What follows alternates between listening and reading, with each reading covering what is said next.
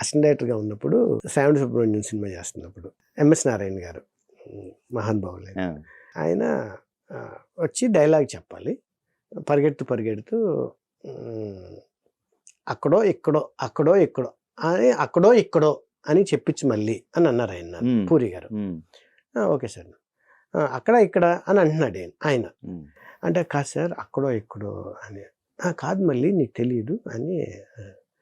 లేదు సార్ అక్కడో ఎక్కడో అని చెప్పాలి. ఆయన కొంచెం చిరాకు పడి ఓకే. తర్వాత డబ్బింగ్ దగ్గర మళ్ళీ వచ్చింది పంచాయతీ. సేమ్ పంచాయతీ మళ్ళీ వచ్చింది. డబ్బింగ్ నేనే చెప్పించాను. ఏంటయ్యా నువ్వు నీకు ఏం తెలుసు అని అదే నేనని.